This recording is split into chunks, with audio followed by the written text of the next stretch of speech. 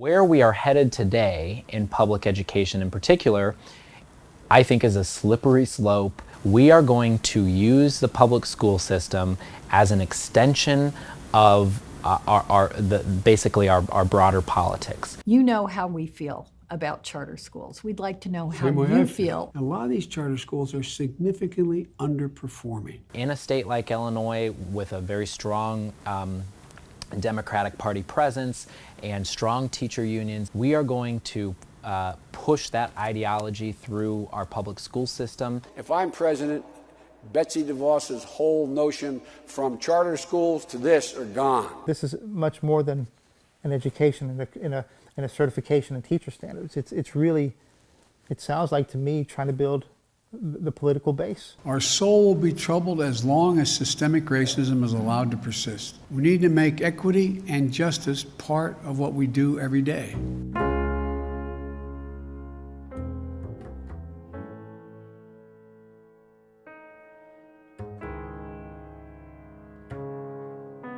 The state of Illinois has proposed these standards which essentially will govern how teachers are able to get licensure in Illinois. They're intentionally, I think, vague. They use the word progressive. And so they want teachers to understand and teach progressive viewpoints. That has an overtly political meaning to it, the word progressive. They're not judged on their merits. Teachers can accept social justice work as part of the grade, as opposed to some firm metric.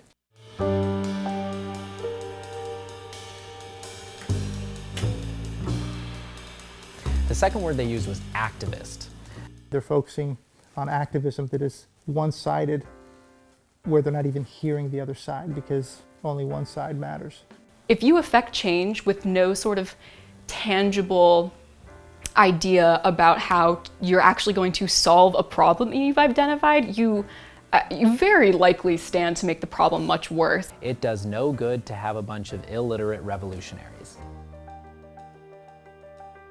The public school system, and particularly teachers, should not be put in positions to dictate one view. And that's how you become culturally competent. And that's the problem.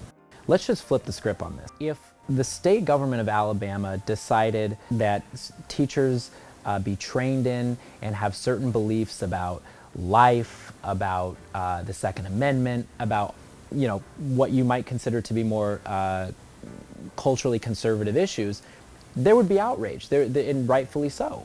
You don't want that in your classroom. You want your kids to learn, critical thinking, learn all sides, learn how to debate all sides. It's one thing to tell teachers that they should be aware of cultural differences. It's another thing entirely to tell teachers that they need to constantly be aware of their own unconscious bias. A, I can be culturally respectful of these individuals and treat them as individuals, while also thinking, B, I am an oppressor and I am irrevocably tainted by my certain aspects of my identity and generations past.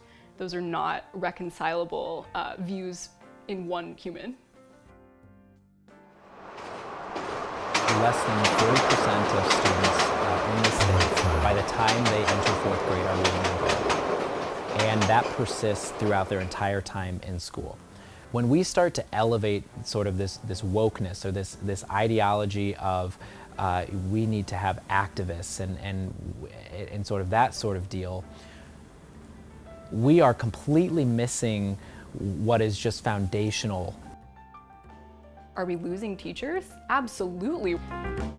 I've been told before that I would be a good teacher, so that I would not be a teacher in a public school if it meant that on pain of losing my job, I would have to teach people things and tell people things that I knew were false. We're in this weird time now where the people who are crying foul the loudest on equity, the people who are saying, there's so much injustice in this country, are the same ones saying, well, black kids and Hispanic kids and poor kids, they just can't learn because they're in poverty, or they just can't learn because their mom is or their dad is in jail, or they just can't learn because they don't get 3 meals a day. All these things are important, for sure, but there are schools all around this country that are proving that very thing, that they're proving it wrong. One of the things that frustrates me is that when we have people who say they are working on our behalf, but they constantly and continually keep lowering the standards for our children, as if our children are not smart enough, as if they're not bright enough and intelligent enough to meet the standard. And I think those type of policies hinder us in the long run. There are a lot of you all in here that have overcome some crazy obstacles, and there are some of y'all in here that have overcome some crazy things, and it took a lot for you all to be sitting here today. Chicago public school systems have failed young black males. For a child to make it all the way to high school in a system and not be able to read, that is a total failure. We decided that we needed a charter school in our church simply because there were so many young people who were dropping out of school. I had a student who came in and they had no drive, no credits. They were at the age of 20, and they just came into my office and said, "Ms. Robinson, I really need your help. I want to graduate. I have 2 kids. I have another one on the way." We created a plan for that student, and we told that student, if you stick to this plan, at the end, you will see the result that you came in to get. Now, he is in a career because he got certified in forklifting, and so he's able to support his babies, and that was his ultimate goal. Even when we were working in cotton fields as slaves, they had night school. They came about and created this night school concept so that education was ingrained even then. And somewhere along the way, we have strayed away from that educational principle. It's our desire to make sure that these young people know that, listen, without an education, you are not going to survive. You cannot survive not knowing how to read. You cannot survive not knowing your history. It's impossible. So we want to make sure that we give these young people the tools that our ancestors were using, and so that they can survive in the future. And that is so important. But there are a lot of people, teacher unions being some of the loudest voices, who will say, yeah, school choice has its roots in, sort of white supremacy, and who benefits from school choice? Poor, largely black and brown students.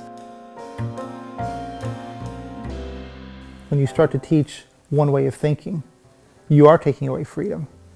The beauty of being independent is you can think how you want, you can analyze things, get smarter, get wiser, change how you think even, right? Because you learn along the way. But if you're not taught that, then yeah, I think you're destroying freedom. The people who are on the side of school choice, the people who were seeking to advance, fighting to advance these types of policies, we know that we have the moral high ground. We know that people who are opposed to these types of policies, when we look back on it, will say, those guys were on the wrong side of history.